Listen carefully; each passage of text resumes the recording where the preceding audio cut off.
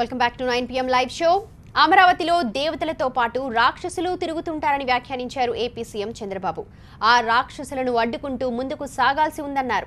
రాజధాని నగరం అమరావతిపై ప్రపంచమంతా చర్చ జరుగుతోందని చెప్పారు ముఖ్యమంత్రి. ఇది ప్రపంచంలో ఒక చర్చనీయాంశమైంది. అమరావతి టాప్ 5లో ఒకటి ఉంటుంది, ఏంటి సిటీ అని క్యూరియాసిటీ డెవలప్ అయింది. I'm very happy for that. ఇప్పుడు ఏంటంటే దీనికి అంత క్యూరియాసిటీ తయారైంది, ప్రపంచం అంతా ఆసక్తి ఉంది, పేరులోనే మధురం ఉంది.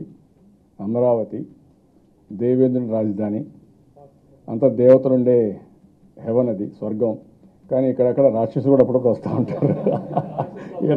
ఈ రాక్షసులను ఎక్కడెక్కడ అడ్డుకుంటూనే పోవాల్సి వస్తుంది. దేవతలకు కూడా తప్పలేదు రాక్షసులు అనేది. ప్రధానితో ఏం చర్చించారో ప్రజలకు చెప్పాల్సిన బాధ్యత ప్రతిపక్ష నేత జగన్ కు ఉందని వ్యాఖ్యానించారు ఏపీ సీఎం. ప్రధానిని ఎవరైనా కలవచ్చని, అయితే ఎవరైనా ప్రధాని దగ్గరకు వెళ్తుంటే ప్రజలకు ఆ విషయం చెబుతారన్నారు చంద్రబాబు. అంత హడావుడిగా రహస్యంగా ఎందుకు కలవాల్సి వచ్చిందని ప్రశ్నించారు ముఖ్యమంత్రి. ఇటీవల కాలంలో దేశంలో అవినీతి పైన డాక్యుమెంటరీ ఎవిడెన్స్ ఉన్న వాళ్ళందరిపైన కేసులు పగడ్బందీగా ఎస్టాబ్లిష్ అవుతున్నాయి. ఇప్పుడు మొన్నటి వరకు ఏం మాట్లాడారు? మా ఎంపీలు రాజీనామా చేస్తారు, లగ్నం పెట్టారు. దేనికి? స్పెషల్ స్టేటస్కి. ఇప్పుడు లగ్నం పెట్టిన వాళ్ళు సపోర్ట్ చేస్తామంటారు. ఓకే, ఏం చెప్పాలి? దేనికి పోయారు మీరు ప్రధానమంత్రి దగ్గరికి? ఓకే, వెళ్ళావు. ప్రధానమంత్రి ఈజ్ మెంట్ ఫర్ ఎవ్రీబడి, ఈ హెస్ టు గివ్ ఇంటర్వ్యూ. నువ్వు అపోజిషన్ పార్టీ, నీకు ఒక 6 మంది ఎంపీలు ఉన్నారు, 6 7 ఉన్నారు అనుకుంటా, ఇంకా ఉన్నారు. మీరు వెళ్ళారు. వెళ్ళినప్పుడు మీ ఎంపీలు అడుగుంటారు, పోయేసి మా లీడర్ వస్తున్నాడు మీరు ఇవ్వాలని. పిఎం ప్రధానమంత్రి కాబట్టి అన్ని పార్టీలకు ఇస్తారు, వీళ్ళకి కూడా ఇచ్చారు. ఇస్తే దేనికి పోయారు మీరు?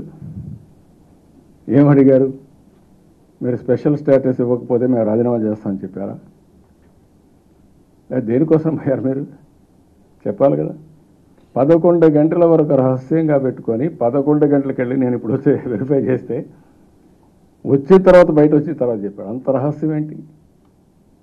ప్రధానమంత్రి గారు ఎవరు వస్తున్నారు, ఎల్లయ్య వస్తున్నాడా, పుల్లయ్య వస్తున్నాడా, ఇంటర్వ్యూలు చెప్పరు వాళ్ళు.